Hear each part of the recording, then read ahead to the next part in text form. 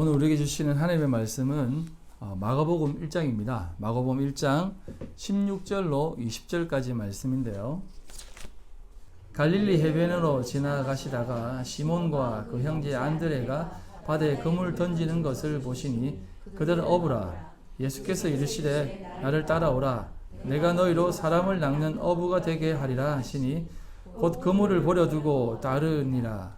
조금 더 가시다가 세베대 아들 야고보와 그 형제 보시니 그들도 배에 있어 그물을 깁는데 곧 부르시니 그 아버지 세베대를 품꾼들과 함께 배에 버려두고 예수를 따라가니라. 아멘. 우리가 그동안 산상수훈의 내용을 대략 한 18번 정도를 거쳐서 살펴보았습니다. 6장과 7장도 봐야 하는데 요거는 이제 계속해서 이렇게 예수님 행적에 대해서 공부를 하면서 같이 이렇게 함께 이렇게 돌아가고 왔다 갔다 하면서 살펴보도록 하겠습니다.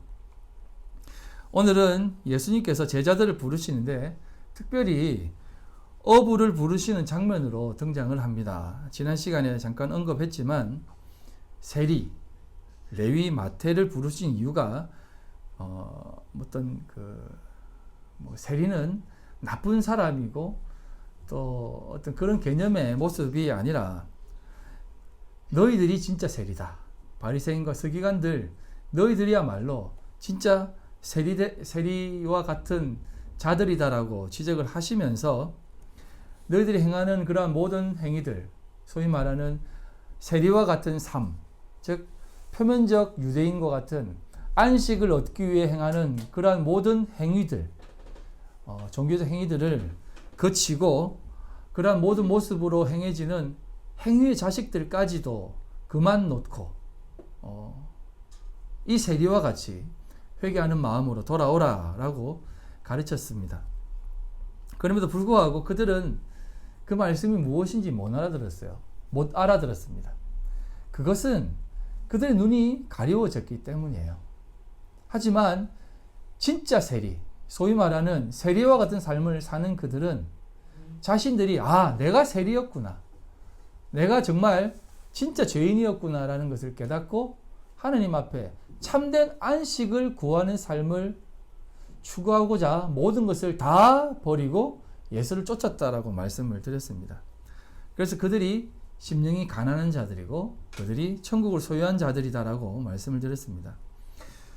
오늘은 어부로 살고 있는 베드로와 안드레를 부르시고 야고보와 요한을 부르시는 그 모습이 등장하는데요. 이 모습을 보면서도 우리가 참된 가르침을 깨달았으면 좋겠습니다. 이 말씀도 쉽지 않아요. 우리가 이 말씀이 무슨 교사 헌신 예배라든지 여전도의 헌신 예배라든지 남전도의 헌신 예배로 자주 등장하는 부분인데 전도에 대한 말씀입니다만 그 전도라는 게 과연 무엇인가를 제대로 알고 해야 되는데 그것을 너무 모르고 하기 때문에 그 부분을 여러분들과 함께 짚어보려고 합니다. 쉽지 않습니다. 잘 들어보시고 여러분의 삶에 정말 사람 낚는 어부로 부름받았다라고 하는 그 자리가 어떤 자리인지 좀 배워갔으면 좋겠습니다. 우선 이 부분을 보려면 어부의 삶이 어떻는가를 좀 알아야 되는데 어부의 삶은 사실은 쉬운 삶은 아니었습니다. 그 당시에도 어부하면 그렇게 인정받는 직업은 아니었습니다. 그래서 먹고 살기는 괜찮았지만 사람들에게 이렇게 존경받는 직업은 아니었습니다. 그러다 보니 사람들에게 있어서 어부라고 하면 그렇게 두드러지고 괜찮은 사람으로 보이지는 않았어요. 그냥 일반적인 사람이었습니다. 그런 삶을 살아가는 어부로 살아가는 그들에게 예수님께서는 가장 먼저 찾아가셔서 부르십니다. 어부인 그들을 먼저 부르십니다. 누가복음에 보면 시몬이라는 안드레와 베드로가 가장 먼저 부름받는데요. 안드레가 먼저 부름받고 그 다음에 베드로가 부름을 받습니다. 그리고 야고보와 요한도 그 자리에서 부름을 받습니다. 어부를 부르신 이유가 어떤 의미가 있겠습니까? 예수님의 행위와 행적은 모든 것들이 무엇인가를 담고 있습니다. 단순히 행한 것이 아닙니다. 이 모든 것들을 예수님을 벗어나서 해석을 하면 우리 인위적인 해석이 돼요. 예수님이 행하신 모든 행적들은 어부를 부르신 이유는 의미가 있는 그런 것이에요. 왜냐하면 예수님의 그 부르심은 감추어진 보화거든요. 말씀을 쭉 통해서 그것을 캐내야 됩니다. 그렇기 때문에 어부로 부르신 이유도 그 본질적인 이유가 있다는 겁니다. 어떤 본질요? 예수의 본질을 얘기하는 거예요. 어부를 부르신 이유는 예수님 자신의 본질을 드러내는 겁니다. 여러분, 제자를 부르시고 제자를 세우는 것은 예수님 자신을 투영시키는 것이거든요. 우리가 성도로 부름받았다는 것은 그리스도인이 되는 거잖아요. 그러면 나는 그리스도화 되어진 사람이에요. 그게 연합이잖아요. 그런 것처럼 제자를 부르신다는 것은 너에게 나의 모습을 비추는 것과 동일한 거예요. 그래서 예수님의 제자로 부름받았다는 것은 예수님 자신의 삶을 그 삶에 투영시키고 드러내기 위해서 부르신 것이에요. 그게 곧 제자들의 삶이고 그게 곧 성도의 삶이라는 거예요. 이건 성경에 나와 있는 도도한 흐르는 진리예요. 창세기를 한번 보겠습니다. 창세기 7장 1절로 7절. 여호와께서 모세에게 이르시되 너와 내 온 집은 방주로 들어가라. 노아에게 방주로 들어가라고 하는 것은 예수께로 나오라는 말, 하나님께 나오라는 말이에요. 이 세대에서 내가 내 앞에 의로움을 내가 보았음이니라. 이건 뭐냐면 내가 너를 선택했다는 거예요. 너의 의로움을 보았다는 것은 뭐냐면 너를, 뒤에 설명하겠지만 너를 선택한 나의 의로움이 무엇인지를 너를 통해서 드러내겠다는 뜻이에요. 네. 너는 모든 정결한 짐승은 암수 7씩, 부정한 것은 암수 2씩을 내게로 데려오며 공중의 새도 암수 7씩을 데려와 그 실을 온 지면에 유전하게 하라. 이들을 부르신 이유가 나옵니다. 유전하게, 보존되게 하려고 이렇게 부른 겁니다. 정결한 것, 부정한 것. 다 보존시키기 위해서 이들을 부르는 거예요. 나머지는 다 말살시키지만 남겨두는 것은 그들을 보존하고자 하는 이유가 있다는 것이에요. 정결한 것이나 부정한 것이나 다 그래요. 지금부터 7일이면 내가 40주야를 땅에 비를 내려 내가 지은 모든 생물을 지면에서 쓸어버리리라. 40은 이 땅의 인생이고 교회로서의 인생의 여정을 뜻하는 숫자입니다. 다 의미가 있는 거예요. 노아가 여호와께서 자기에게 명하신 대로 다 준행하였더라. 홍수가 땅에 있을 때에 노아가 600세라. 노아는 아들들과 아내와 며느리들과 함께 홍수를 피하여 방주에 들어갔다라고 얘기합니다. 자, 이렇게 방주로 들어가 바다에 빠지는 것을 피하게 하십니다. 그리고는 피하게 하신 그들에게 이 땅이 어떤 것인지를 다시 한번 가르쳐 줍니다. 이게 사실은 좀 어려운 대목이에요. 왜냐하면 노아가 의로운 사람이다라고 해서 우리가 이 마지막 시대에 의로운 삶을 살자, 노아 같은 삶을 살자고 하잖아요. 사실은 노아는 의로운 사람이 아니에요. 그도 역시 어려울 수 있는 사람이 아니라 그런 사람을 부르신 하나님의 의가 그에게 투영되는 것입니다. 그래서 노아가 그렇게 건진받아 살아가는 것입니다. 그래서 그가 살아난 것이라는 것을 그 바로 다음에 연결돼서 나오는 것이에요. 창세기 9장 18절로 21절입니다. 방주에서 나온 노아의 아들들은 셈과 함과 야벳이며 함은 가나안의 아버지라. 가나안의 아버지입니다. 노아의 이 세 아들로부터 사람들이 온 땅에 퍼진다라고 얘기합니다. 노아가 농사를 시작하여 포도나무를 심었더니 포도주를 마시고 취하여 그 장막 안에서 벌거벗었다라고 해요. 방주에서 나와 농사를 짓고 포도주를 만들어서 그냥 이 술을 먹고 다 벗어버렸다는 거예요. 그래서 술 먹지 말라는 게 아니라 이게 다 벗었다라는 것은 뭐냐면 이게 히브리어로 갈라라는 건데 확 다 까발려졌다는 뜻이에요. 뭐냐면 노아 역시도 이 땅의 것이다라는 것이에요. 땅은, 사람은, 아담이 땅이 사람이잖아요. 아담아, 아마르, 아파르, 흙에서 나온 얘기거든요, 이게. 그러니까 사람은 다 땅이라는 거예요. 그러니까 땅은 어쩔 수 없이 땅이라는 것이에요.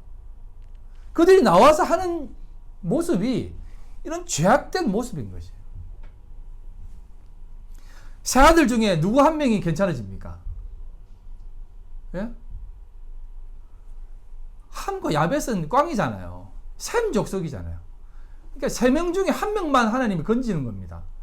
이거 두려운 거예요. 우리도 3명인데 3명 중에 1명만. 그러니까 이거는 진짜 말씀이기 때문에 말씀하는 겁니다. 물론 우리 가족이 그렇다는 것은 아니지만 이게 무서운 겁니다.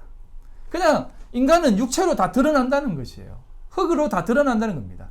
그런데 이게 앞에서 말했던 노아는 어려운 사람이라고 하는 것은 뭐냐면 노아가 어려워서 아니요.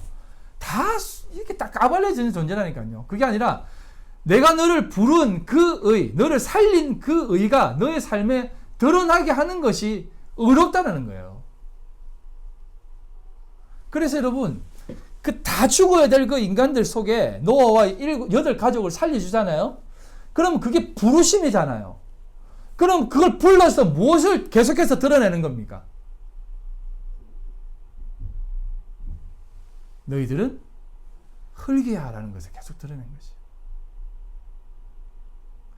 우리가 부름받은 그 자리는 하나님의 의를 드러내고 하나님의 영광을 드러내는 거잖아요.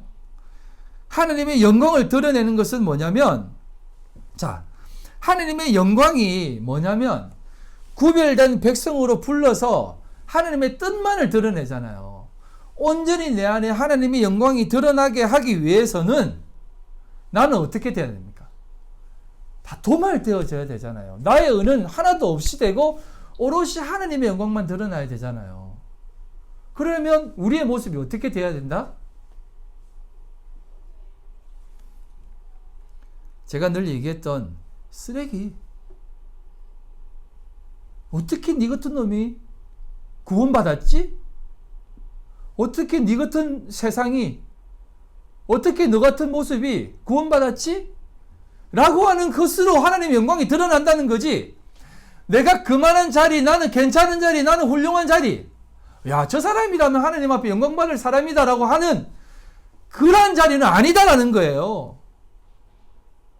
많은 분들이 이렇게 생각합니다. 부름받은 자리가 그 사람이 그렇게 준비되어 있기 때문에 부름받았다라고 생각해요. 모세도 애굽의 왕자로 부름받아 그 왕자의 그 지식을 얻었기 때문에 모세오경을 적은 것이고, 바울도 그나마 가말리엘 문화sek에서 열심히 했기 때문에 서신서를 적은 거 아니냐, 그렇게 준비하면 하나님이 들어 서신다라고 하는데, 사도 바울 자신이 얘기하지 않습니까? 모세의 삶이 증명하잖아요. 40 지나서 광야에 40년 동안 있으면서 광야에 40년 동안 살면서 그의 삶은 찌들어지도록 다 뽑혔어요. 다 그 인생이 쫙쫙쫙 메말랐다니까요. 마른 장작처럼 됐다니까요. 그때 하나님이 됐다, 이제 네 건 하나도 없다, 부르시는 거예요. 사도 바울이 얘기하잖아요.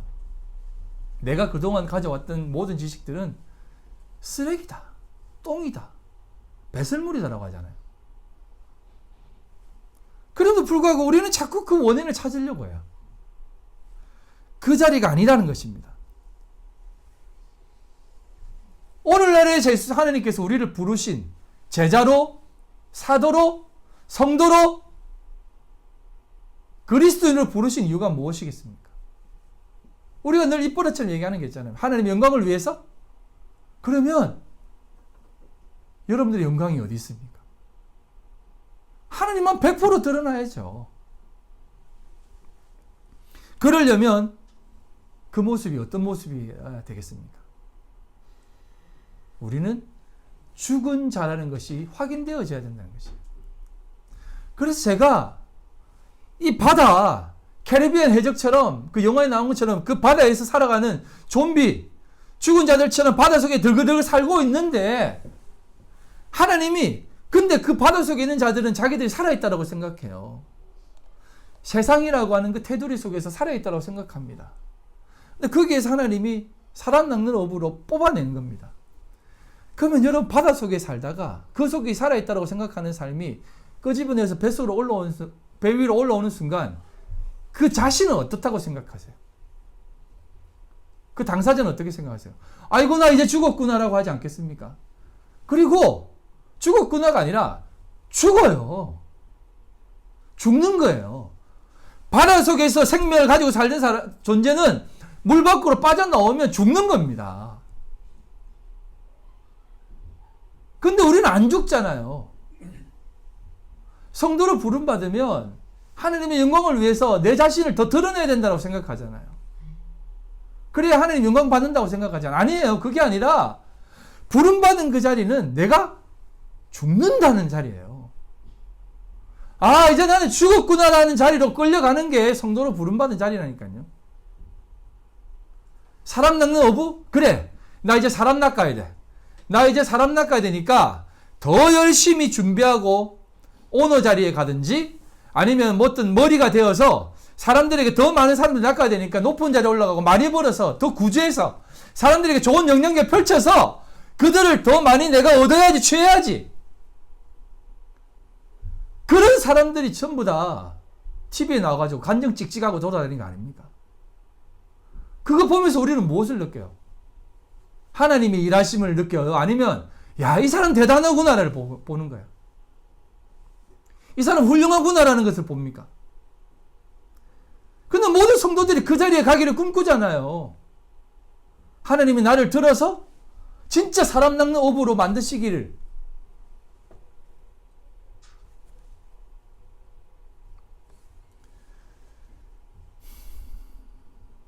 결론부터 말씀을 드리면 사람 낚는 어부로 부름받았다는 것은 벌거벗기기 위해서 불렀다는 겁니다. 너의 인생은 이제 다 하나님 앞에 차압된 존재다. 그 자리로 부르기 위해 부름받은 거예요. 요즘 정치판을 보면 알 수 있잖아요. 조금 괜찮은 사람들, 훌륭한 사람들 윗선에서 아니면 대통령이 장관감으로 뭐 차관감으로 부르잖아요. 수많은 사람들이 부름받는데요. 근데 다 거부한대요. 고소한대. 왜? 부름받는 순간 사돈의 팔쪽까지 다 깔벌리거든요. 싹 다 틀리거든요. 인간들은 그렇게 하나님 흉내를 내요, 사실은.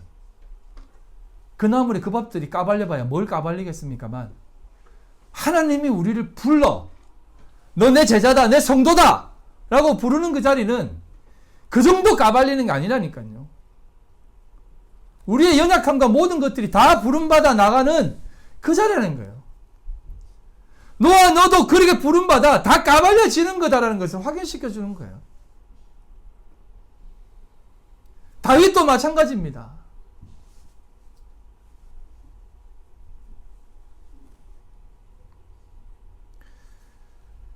하나님께서 제자로 성도로 부르시는 것은 하나님의 의를 드러내는 것이에요. 그 하나님의 영광은 오롯이 내 자신의 무에서, 무익한 존재에서 내 하나님 영광이 온전히 드러나는 것입니다. 그 결정적인 증거와 표적이 무엇입니까? 그게 십자가예요. 십자가가 하나님 앞에 가장 큰 영광이잖아요. 근데 그 십자가의 자리가 어떤 자리예요? 그가 유대인의 표면적인 겁니다. 유대인의 왕이 아니다라는 것이 확실히 증명되는 자리잖아요. 사람들이 야, 이 사람 유대인이 왕인가? 진짜 메시아인가? 표면적으로 보니까 사람들을 고치고 죽은 사람 살리고 막 오병이요. 물고기 2마리에 보리떡 5개로 5,000명을 먹이고 12광교를 남기는 그 기적을 보여주니까 진짠갑다라고 하다가 쫓았잖아요. 그러다가 예수님이 갑자기 잡혀가지고 처치게 맞고 막 다 죽어가는 거예요. 찍소리도 못하고 그냥 로마라고 하는 그 권력, 유대인들을 보기에 로마 권력이 그들을 진짜 지키는 권력이라고 생각해요. 유대인들의 자존심은 곧 죽어도 안식일 날 전쟁에 칼 맞아 죽는 한이 있어도 안 뛰는 존재들이에요. 그런 권세 앞에 예수님이 처절하게 무너진 걸 보고 저게 무슨 유대인의 왕이냐. 철저하게 다 율법으로 벗겨지는 자리 아닙니까? 예수님이 율법으로 오셔서 율법으로 죽는 것을 보여주는 거 아니에요. 그럼 우리는 어떤 모습으로 부름받는다? 우리도 그렇게 부름받는 거예요. 율법으로 부름받아 철저하게 죽어 은혜로 구원받는구나라는 것을 깨닫게 하는 그 자리로 우리도 부름받는 거예요. 그게 하나님의 부르심의 목적이고 하나님의 의를 드러내는 삶의 자리라는 겁니다. 그리고 그게 복음을 전하는 모습이에요. 여러분, 복음의 복음, 참된 복음을 전한 자가 누굽니까? 세례 요한. 세례요한 아닙니까? 그의 길을 예비하고 그의 길을 첩경하는 자 아닙니까? 회개하라 천국이 가깝다 하면서 내 뒤에 올 자는 나는 그분의 신발끈조차 묶을 수 없는 존재다라고 하면서 그렇게 얘기했잖아요. 그리고 뭐라고 얘기합니까? 그는 흥하여야 하고 나는 쇠하여야 하리라. 세례요한 자신이 그렇게 얘기하잖아요. 그런데 수많은 목사들이 나는 세례요한 같은 삶을 살겠습니다라고 말하지만 내 누구 하나 쇠하는 사람 한 명도 못 봤어요.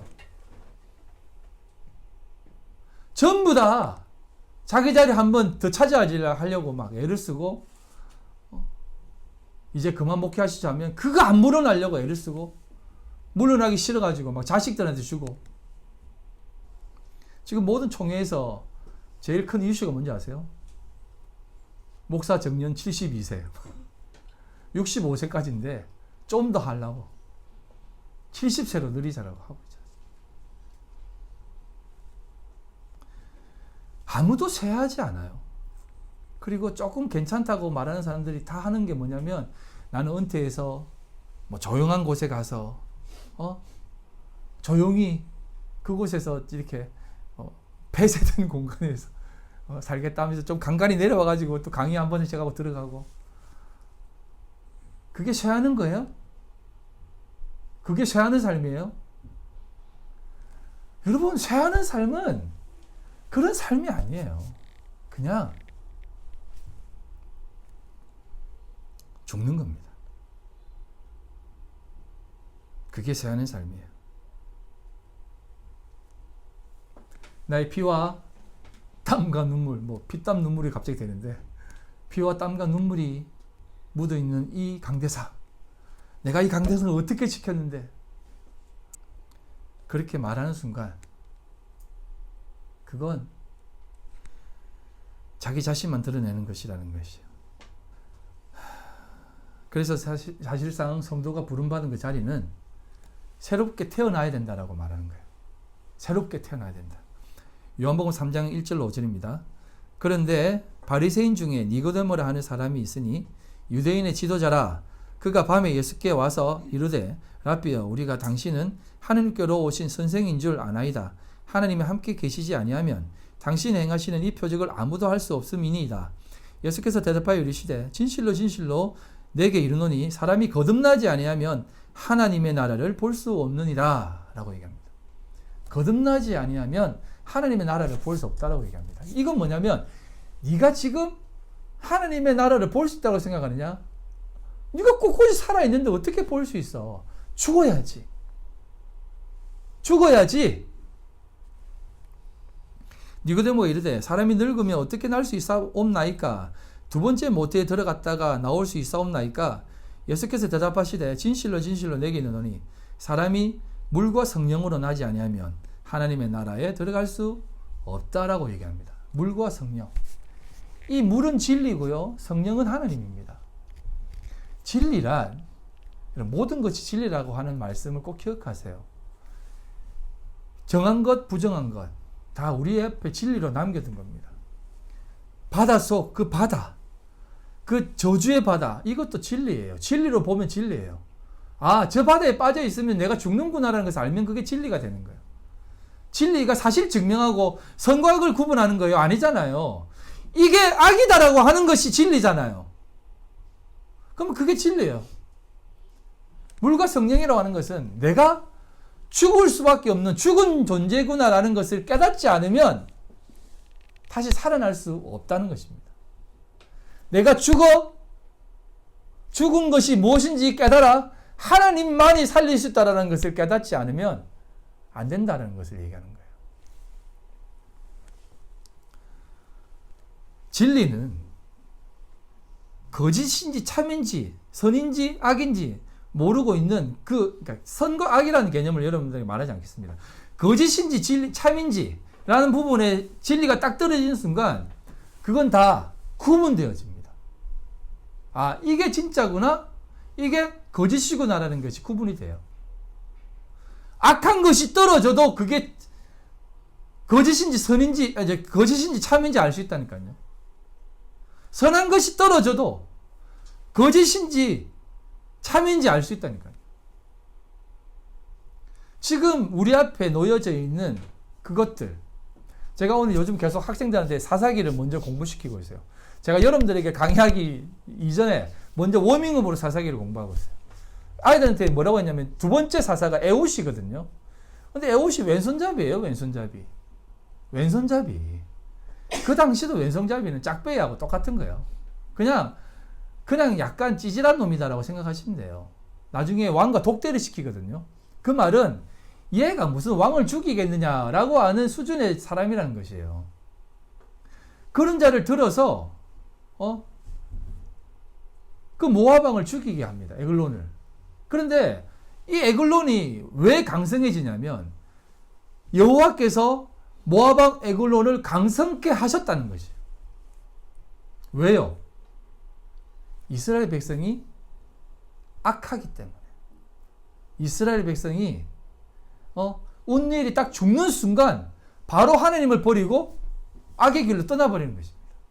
그래서 모압왕 에글론을 그렇게 강성하게 한 것이에요. 그래서 왼손잡이 에웃을 진짜 아무것도 아닌 자를 들어가지고 죽이게 하는 것입니다. 그것도 오른쪽 다리에 칼이 차가 있어요. 이래가지고 이렇게 여기서 빼가지고 이렇게 해가지고. 이건 뭐냐면 하나님이 하신다는 겁니다. 그런 게 뭐냐면 이게 여러분 우리가 이 땅에 살아가는 모든 상황과 순간들이 여러분 딱 떨어지는 순간 그것은 다 구별되어집니다. 코로나로 하나님께서 이 하나님의 백성들을 얼마나 많이 구별하고 있습니까? 솎아내고 있다니까요. 믿음을 지키느냐, 믿음을 보느냐, 안 보느냐를 우리 뿌리 속까지 긁어내고 있습니다. 이거 회복되기 전에는 하나님 이거 물러가게 하지 않습니다. 지금도 살아서 우리 이 코로나 시대에 잘 버틸 수 있다, 잘 해낼 수 있다라고 생각하며 살아가면 하나님 절대 안 물러나게 하세요. 모압왕 에글론을 왜 강성케 한 줄 아세요? 여호와 앞에 부르짖으라고 그렇게 강성케 한 겁니다. 부르짖으니까 왼손잡이를 보내서라도 내가 구해줄게 라고 하는 것이 하나님의 마음이에요.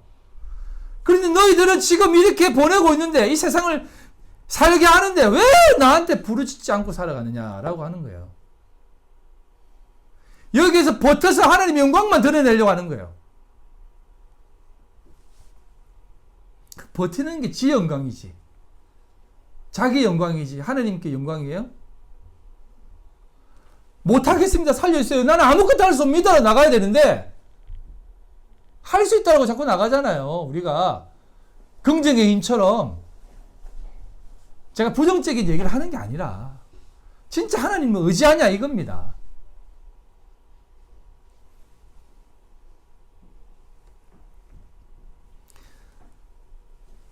그래서 예수님이 그 죽음의 바다 거기에서 제자들을 불러내는데 끄집어내는데 바다에서 불러내는데 여러분 이게 이제 바다로 불러내어서 제자를 이렇게 삼는데 이게 첫 번째 부르심인 것 같죠? 예? 사실 이게 첫 번째 부르심이 아니에요. 요한복음 1장입니다. 요한복음 1장 35절로 42절. 또 이튿날 요한이 자기 제자 중 두 사람과 함께 섰다가 예수께서 그니심을 보고 말하되 보라 하나님의 어린 양이로다. 두 제자가 그의 말을 듣고 예수를 따르거늘 예수께서 돌이켜 그 따르는 것을 보시고 물어 이르시되 무엇을 구하느냐 이르되 랍비여 어디 계시오니까 하니 랍비는 번역하면 선생이라. 예수께서 이르시다 와서 보라. 그러므로 그들이 가서 계신 데를 보고 그날 함께 거하니 때가 10시쯤 되었더라. 이게 10시면 6시간을 더 하시면 돼요. 요한의 말을 듣고 예수를 따르는 두 사람 중 하나는 시몬 베드로의 형제 안드레라. 그가 먼저 자기 형제 시몬을 찾아 말하되 우리가 메시아를 만났다 하고 메시아는 번역하면 그리스도라. 데리고 예수께로 가니 예수께서 보시고 이르시되 내가 요한의 아들 시몬이니 장차 게바라 하리라 하시니라. 게바는 번역하면 베드로라. 이 본문을 보고 추론하건대 먼저 안드레는 세례요한의 제자거든요. 먼저 예수님을 알게 돼요. 그래서 가가지고 예수님을 만나보고 베드로를 데려갑니다. 데려가서 예수님과 함께 조금 짝짝짝 이렇게 봐요. 그런데 그러다가 뵐 거 없구나라고 돌아간 거예요. 그냥 가끔 가서 말씀 들으면 되겠네 하고 간 거예요. 그런 가운데에서 다시 어부 짓을 하다가, 어부로 살다가 예수님이 찾아가셔서, 야, 너 사람 낚는 어부로 내가 취할 거니까 따라와! 하는 것이죠. 그래서 이게 이제 누가복음이라든지 보면, 평행구절 보면 깊은 데로 가서 그물을 던져라 라고 하니까 밤이 먹도록 물고기를 잡았는데 아무도 못 잡았어요. 그때까지 예수님인지 몰라요. 그러니까 나중에 깊은 데로 그물 던지니까 그물이 찢어지도록 잡히잖아요. 그러니까 베드로가 뭐라 하냐면, 나는 죄인으로서이다. 나를 떠나소서라고 하잖아요. 내가 예수님을 진짜 좀 잘못 봤네요. 이렇게 하잖아요. 그러니까 사람을 취하리라. 사람 낚는 어부가 되게 하리라. 이렇게 얘기하거든요. 그때 이들이 어떻게 하냐면 모든 것을 버려두고 예수를 따랐다라고 얘기합니다. 그런데 여러분들이 잘 알고 있는 말씀 좀 이렇게 들여다보면, 여러분, 이들이 예수님을 쫓을 때 모든 것을 다 버리고 아버지까지 다 버리고 쫓았다라고 하잖아요. 세베대까지 다 버리고 아버지 다 버리고 따랐다 하는데, 사실은 이들이 다 버렸다고 생각하세요? 말씀은 진리를 담고 있기 때문에 우리에게 가르치고자 하는 게 있거든요. 그래서 다 버렸다라고 표현을 해요. 하지만 이들은 다 버린 게 아니에요. 다 버렸다는 것은 본질적인 의미입니다. 다 버려야 돼요. 예수를 따르려면 다 버려야 됩니다. 하지만 이들은 다 버리지 않았어요. 요한복음 21장입니다. 21장 1절로 4절. 그 후에 예수께서 디베라 호수에서 또 제자들에게 자기를 나타내신 일은 이러하니라. 시몬 베드로와 디두모라 하는 도마와 갈릴리 가나 사람 나다나엘과 세베대 아들들과 또 다른 제자 둘이 함께 있더니, 시몬 베드로가 나는 물고기 잡으러 가노라 하니 그들이 우리도 함께 가겠다 하고 나가서 배에 올랐으나 그날 밤에 아무것도 잡지 못하였더니 라고 얘기합니다. 배가 다 있었어요. 하나도 안 버렸다니까요. 자기들 재산들 하나도 안 버렸다니까요. 다 있었어요. 짱방 같다니까요. 그런데 왜 말씀은 다 버렸다라고 얘기해요? 이게 무슨 부흥의 날 하는 얘기예요? 다 버려라. 예수님 따르려면 다 버려야 된다. 이거 아니잖아요. 그게 아니라 네 삶에 있는 그 모든 것들을 전부 다 버려야만 된다라고 하는 것을 가르치는 거예요. 진짜 다 버려야만 내 제자가 되고, 아니, 너희들이 내 제자로 부름받는 순간 너희들은 다 버려지게 되어 있다는 겁니다.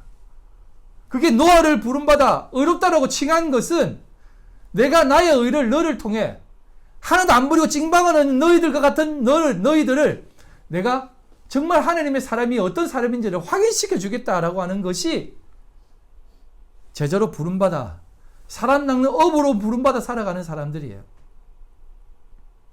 그래서 사도 바울, 베드로, 야고보, 요한 사람 낚았어요? 많이 낚았어요? 물론 베드로가 3,000명 전도한 거, 그거는 제가 한번 설명드렸잖아요. 바벨탑 사건에 대한 회복에 대한 내용이 이렇게 연결되어서 언어를 흩어진 것을 하나님이 다시 하나로 뭉치신다는 것. 언어라는 것은 단순히 말이 아니라 가치관이 흩어진 것을 성령으로 하나 되게 만든다는 그런 개념이잖아요. 그 외에 그들이 부름받은 그들, 하나님 앞에 제대로 된 이렇게 사람을 낚는 삶을 살았다고 생각하세요? 우리가 생각하는 개념에서 막 진짜 누구처럼 막 여의도 광장에 몇천 명, 몇만 명, 몇백만 명 모아놓고 막 이렇게 복음 전하고 막 이렇게 했다라고 생각하세요? 아니요. 전부 다 사람 낚는 업으로 부름받아 전부 다 빌립 7집사 남겨두고 다 죽어요. 물론 7집사들도 교회로 부름받은 개념이잖아요. 7은 교회잖아요. 완전한 교회, 하나님의 교회 숫자잖아요. 다 죽는 거예요. 그런데 우리는 사람 낚는 어부가 되자 이렇게 해서 전도 100명한 사람한테 티코 주고 상품 주고 동남아 여행권 주고 그렇잖아요. 물론 뭐 그들이 수고한 것에 대해서는 폄하하는 것은 아니지만 그게 전도가 아니라는 거예요. 여러분, 제가 지금 말한 이 내용을 너 예수 믿으면 네 자신의 삶이 죽어야 돼 라고 하면 전도하는 사람이 있어요? 그게 전도고 그게 하나님 앞에 부름받는 자리인데 그런 말 할 수 있어요? 이해합니다. 여러분들도 그렇죠. 우리 목사님 설교 한번 들어봐라 라고 누구한테 살짝 소개하기가 부담되잖아요. 근데 여러분, 사람 낚는 어부, 제자로 부름받은 자리는 예수 믿어봐, 복받아. 예수 믿어봐, 가족 잘 돼. 아이들도 교회 나와야지 착하게 크지. 이런 게 아니라니까요. 사람 낚는 어부로 부름받은 것은 내가 먼저 죽어 그 사람을 낚는 거예요. 예수님이 그들을 불러 본인이 죽었잖아요. 제자들도 그들을 불러 본인이 그렇게 형통의 이슬로 가는 거예요. 수많은 초대교회 교인들이 그렇게 불러 자신들이 그렇게 순교의 피로 사라졌잖아요. 초대교회 교회는 그렇게 세워진 것입니다. 근데 그걸 우리 인간들은 소위 성장이라고 하는, 부흥이라고 하는 이름 하에 얼마나 많이 세상의 사회주의와 그 사회적 진화론과 같은 것들을 받아들여서 얼마나 사회에 부합해서, 세상에 부합해서 성장시켜냈습니다. 정말 어리석은 것 아니겠습니까? 성도로 부름받은 자리는 그렇게 여러분 쇠하여지는 것입니다. 고린도후서 4장입니다. 그러면 우리가 이 직분을 받아 긍휼하심을 입은 대로 낙심하지 아니하고 이에 숨은 부끄러움의 일을 버리고 속임으로 행하지 아니하며 하나님의 말씀을 혼잡게 하지 아니하고 오직 진리를 나타내므로 하나님 앞에서 각 사람의 양심에 따라 스스로 추천하노라. 숨은 부끄러움의 모든 것들을 다 드러낸다는 것입니다. 이 숨은 부끄러움이 우리가 짓는 그 세상이 추구하는 죄의 모습이에요? 아니에요. 내가 그동안 지키고 있다고 생각했던 그 잘남, 그 자존심, 나는 그래도 이 정도 한다, 다 버려지는 것이에요. 만일 우리의 복음이 가리웠으면 망하는 자들에게 가리워진 것이라. 그 중에 이 세상의 신이 믿지 아니하는 자들의 마음을 혼미하게 하여 그리스도의 영광의 복음의 광채가 비치지 못하게 함이니 그리스도는 하나님의 형상이니라. 우리는 우리를 전파하는 것이 아니라 오직 그리스도 예수의 주되신 것과 또 예수를 위하여 우리가 너희의 종된 것을 전파함이라. 어두운 데에 빛이 비치라 말씀하셨던 그 하나님께서 예수 그리스도의 얼굴에 있는 하나님의 영광을 아는 빛을 우리 마음에 비추셨느니라. 우리가 이 보배를 질그릇에 가졌으니, 질그릇은 깨어지기 쉬운 그릇이다라는 뜻이에요. 아니, 깨어질 수밖에 없는 그릇입니다. 이는 심히 큰 능력은 하나님께 있고 우리에게 있지 아니함을 알게 하려 함이라. 우리가 질그릇으로 드러난다는 것이에요. 질그릇이라는 거예요.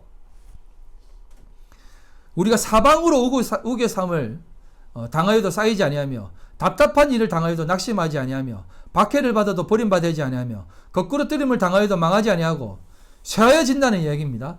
우리가 항상 예수의 죽음을 몸에 짊어짐은 예수의 생명이 또한 우리 몸에 나타나게 하려 함이라. 우리는 그렇게 사방으로 우겨삼을 당하고 답답한 일을 당하고 박해를 받고 거꾸로 뜨림을 당한다는 말이에요. 그런데 그게 예수의 죽음을 몸에 짊어지는 것이다라고 얘기해요. 그의 죽음이 뭐예요? 표적. 그렇게 율법으로 와서 율법으로 죽어 생명을 낳는 것 아닙니까? 그게 예수의 생명 아닙니까?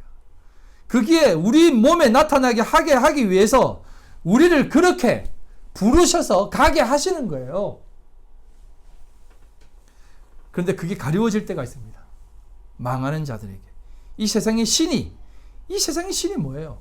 물질주의, 성장주의, 만능주의 아닙니까? 이것을 믿지 않은 자들의 마음을 혼미케 하여 우리도 그렇게 해야 한다고 하지만 그렇게 하니까 자꾸 우리가 그쪽으로 가야 되는 거 아니냐라고 생각할 수밖에 없는 것입니다. 하지만 그게 예수의 생명을 우리 몸에 나타나게 하기 위하여 그렇게 가게 하신다는 것을 깨닫지 못할 때 나오는 반응이에요. 하지만 사도 바울은 그렇게 사는 것이 아니고 이렇게 사는 것이 맞다라고 얘기하는 겁니다. 그래서 4장 16절에 이렇게 얘기합니다. 그러므로 우리가 낙심하지 아니하노니 우리의 겉사람은 낡아지나 우리의 속사람은, 이 속사람이라고 하는 말은 사람이라는 말이 없어요. 그냥 속이에요. 우리의 속. 우리의 속, 이 신앙, 우리의 그 하나님 앞에 주시는 그 속, 우리의 영혼이 날로 새로워진다는 것입니다. 우리가 잠시 받는 환난에 경한 것이 지극히 크고 영원한 영광에 중한 것을 우리에게 이루게 함이니 우리가 주목하는 것은 보이는 것이 아니요 보이지 않는 것이니 보이는 것은 잠깐이요 보이지 않는 것은 영원함이라 라고 얘기합니다. 그리로 가는 것, 그게 바로 성도의 길이며 부름받아 나아가는 삶입니다. 그래서 사도 베드로와 안드레, 야고보와 빌립을 향해 사람을 낚는 취하는 자로 부르신 것입니다.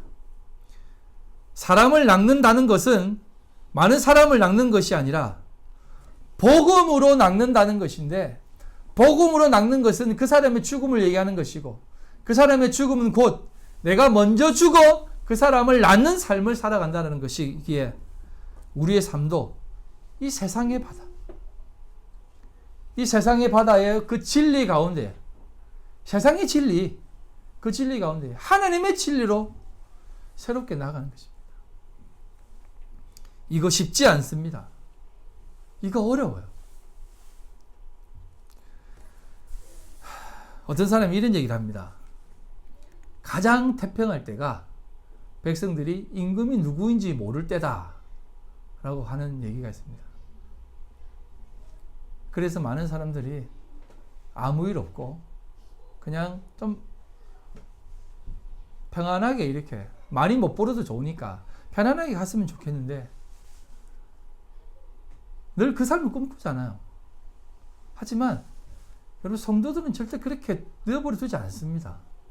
왜? 성도들은 하나님을 부르짖게 하거든요. 편안하게 가면 절대 하나님 부르짖지 않아요. 인간들이 하나님을 떠나 악한 길로 갔다라고 하는 것은 인간들이 무슨 뭐 살인, 강도, 뭐 강간 이런 거 했다는 게 아니에요. 하나님 없어도 괜찮네요. 내가 이제 좀 편안하니까 하나님 없어도 되겠네요. 조금 뭐 이렇게 괜찮게 살래요. 라고 하는 거예요. 그게 하나님을 떠나 악에 가는 겁니다. 그게 하나님을 기다리는 마음이겠어요? 여러분, 사사, 선지자, 메시아 언제 왔는지 한번 보세요. 언제 왔는지.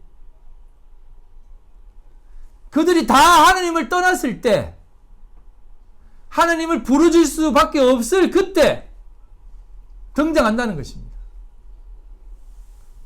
하나님, 여러분들을 하나님의 자리로 지금 부르시고 계시는데, 그럼 이 시간 이 자리가 어떤 자리예요? 가장 처절한 자리라는 것이에요. 가장 힘든 자리라는 겁니다. 그럼 하나님 부르짖어야죠. 나 죽겠습니다. 하나님 살려주세요. 해야죠. 그것 때문에 오셨는데 왜 그 자리로 가지 않고 다들 어떻게 하다 되겠지라고 생각합니다. 부름받은 자리는 그런 자리입니다. 여러분들이 그렇게 하나님 앞에 살아가야 돼요. 저도 그렇게 살고 있고요. 금요일 날은 설교를 준비하다가 도저히 이게 준비가 안 되는 거예요. 너무 마음도 답답하고 깝깝하고 내가 이거 계속 할 수 있을까라는 생각이 드는 거예요. 그래서 참 두려움이 밀려왔습니다. 왜? 예수 믿는 것은 죽어야 죽는 거라니까. 여러분들이 어떻게 생각할까라는 생각도 들더라고요. 좀 죽어요! 라고 하는 얘기를 해야 되는데, 이거 할 수 있을까라는 생각이 들더라고요. 그러다가, 그냥, 네가 아직 살아서 그런 거다라고 생각되더라고요. 꿈속에서 진리를 너무 전하고 싶은데, 그렇게 헤맸는데, 너무 더러운 거예요. 세상이 너무 더러운 거예요. 그래서 거기에서 하고 싶지가 않더라고요. 거기에 거하고 싶지가 않더라고요. 그래서 해야 되는데 난 못 해야겠는데 못 하겠는 거예요. 그래서 꿈에서 깼어요. 못 하고 깨어서 내가 얼마나 마음이 괴로운지 아십니까? 그게 목요일 꿈이었습니다. 근데 그냥 이렇게 생각했습니다. 그건 네 속에 있는 연약함이다. 그냥 복음은 선포되어지는 거니까 하늘에서 비가 억수같이 쏟아져 사람들에게 증명이 되듯 그렇게 확인되어지겠지 라고 하는 거예요. 말씀을 맺겠습니다. 기억하십시오. 부름받은 자는 곧 죽어야 한다는 것 말입니다. 그래야 살아날 수 있다는 사실을 우리에게 가르치고 있다는 것 꼭 기억하십시오. 근데 그게 부활입니다. 부활 나중에 있는 거 아니에요. 지금 부활치 못하면 안 됩니다. 지금 부활하셔야 돼요. 지금 죽어 부활해야지 진짜 사람 낚는 어부가 될 수 있는 거예요. 저도 아직 못 죽은 것 같습니다. 하지만 여러분, 우리 같이 하나님 앞에 그리로 나아갑시다. 그러면 하나님은 반드시 우리를 가장 귀하고 선한 길로 인도해 주실 거예요. 세상은 다 다른 길로 가지만 우리 한번 주님의 길로 한번 가봅시다. 아니, 가봅시다도 두려워요. 하지만 하나님이 그리로 이끌어 가실 거예요. 그러면 아멘하고 순종합시다.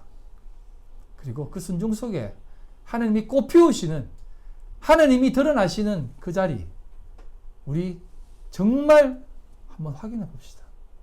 그래서 하나님 앞에 온전히 영광 돌려지는 그 삶, 여러분의 삶 속에 확인되어질 수 있도록 간절히 바라고 기도하며 함께 나아가는 저 여러분들 되시기를 주님의 이름으로 간절히 소망합니다.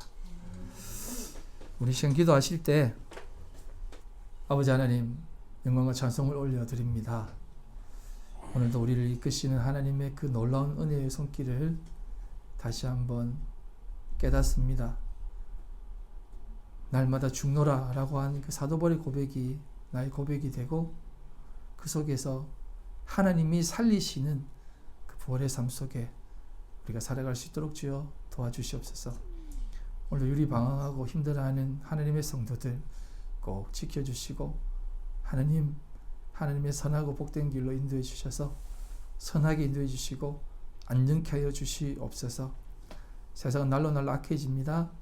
아버지 하나님, 이 악들을 바라보며 이기려고 하는 것이 아니라 하나님 앞에 인정하고 올려드리며 하나님의 그 손길을 고대할 수 있도록 주여 도와주시옵소서. 오늘도 연약하고 부족하지만 마음과 힘을 다하여 하나님 앞에 귀한 물질 올려드립니다. 하나님 받아주시옵소서. 이 물질 하나님 앞에 사용되어질 때에 하나님 온전히 드러나게 하여 주시고 우리의 모든 모습들은 십자가 뒤에 감추어 주시고 오직 그리스도의 영광만 오롯이 드러날 수 있도록 주여 인도하여 주시옵소서. 드린 손길을 기억해 주시고 하나님의 놀라운 은혜로 가득 채워 주시옵소서. 하나님 기뻐 받아 주시옵소서. 지금은 우리 주 예수 그리스도의 그 크신 은혜와 아버지 하나님의 극진하신 사랑하심과 성령님의 교통인도의 역사 충만하심이 오늘도 사람 낳는 업으로 부름받아 살아가기로 결심한 우리 모든 성도들 머리와 그들의 가정과 직장과 사업과 삶의 터전 위에 지금으로부터 영원토록 함께 있을지어다. 아멘.